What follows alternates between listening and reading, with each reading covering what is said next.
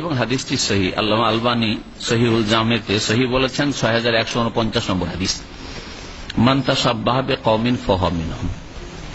যেই ব্যক্তি অন্য কোন জাতির সাথে কি করবে, সাদৃশ্যতা অবলম্বন করবে, তাদের অনুকরণ করবে, তাদের পেছনে পেছনে চলবে, তাদের দলভুক্ত, ফাহুয়া মিনহুম, তাদের দলে সে কি হয়ে যাবে, শামিল হবে। তাহলে যারা মিলাদ করে তারা শিক্ষা নিল কোত্থেকে?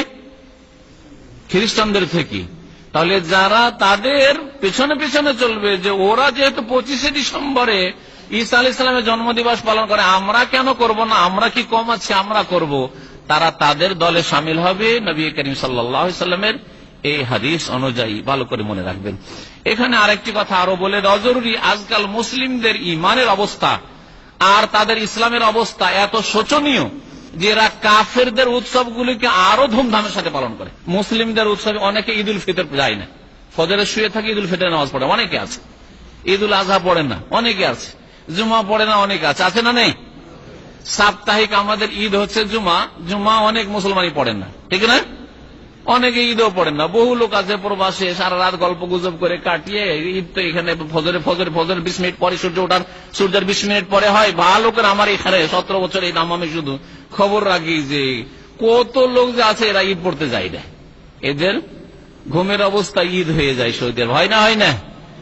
কিন্তু নিউ ইয়ার, নতুন বছর জানুয়ারি, নিউ ইয়ারের শুভেচ্ছা, নতুন বছরের শুভেচ্ছা, বৈশাখ মাস যখন বাংলা শুরু হইল, কি বলে এটাকে, নববর্ষের শুভেচ্ছা।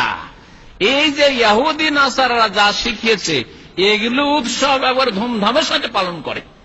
জানুয়ারি শুরু হইলে ধুমধামের সাথে শুভেচ্ছা, ফেসবুকে শুভেচ্ছা, আর হোয়াটসঅ্যাপের শুভেচ্ছা, আর মেসেজের শুভেচ্ছা, আর তারপরে দেখা সাক্ষাৎ হলে গুড নিউ ইয়ার, বা আরো কিছু যারা বলে শুভ নববর্ষ।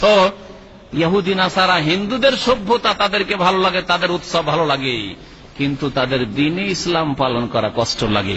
কারণ দ্বীনে ইসলাম পালন করলে যে জান্নাত চলে যাবে, আর কাফের দুর্গে পালন করলে যে জাহান্নামে যাবে, সেজন্য শয়তান সেগুলিকে সাজিয়ে সাজিয়ে পেশ করে।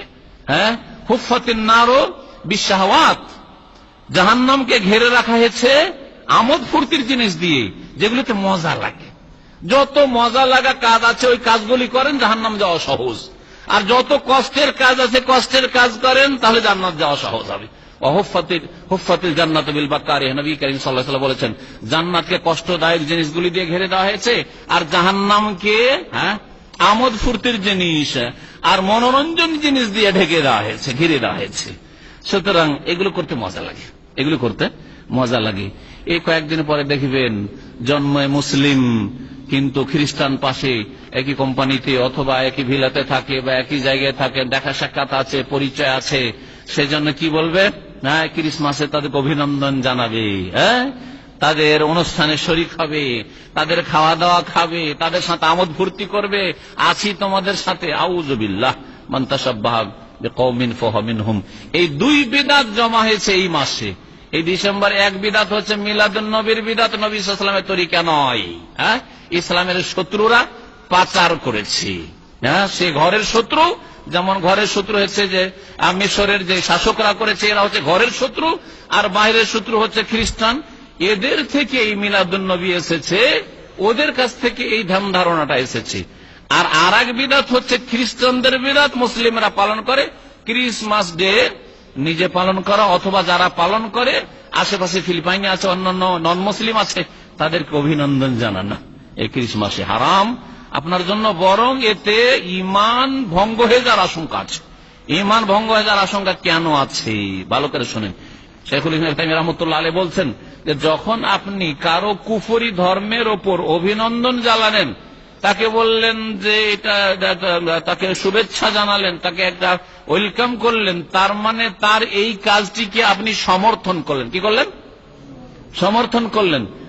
আর সেটা হচ্ছে হক না বাতিল? হক না বাতিল?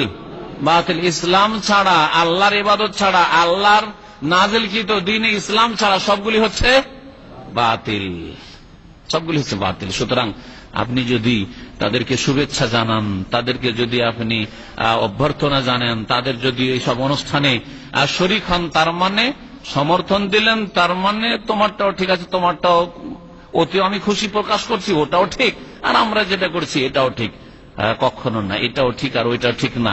আল্লাহ পাকের ইবাদত ঠিক, রসুলের তরিকা ঠিক, আর বাকি সমস্ত তরিকাকে বাতিল ঘোষণা করেছেন রাসূলুল্লাহ সাল্লাল্লাহু আলাইহি ওয়াসাল্লাম। আল্লাহর পক্ষ থেকে দ্বীন ইসলাম যখন এসেছে তখন বাকিগুলোকে বাতিল ঘোষণা করা হয়েছে। সুতরাং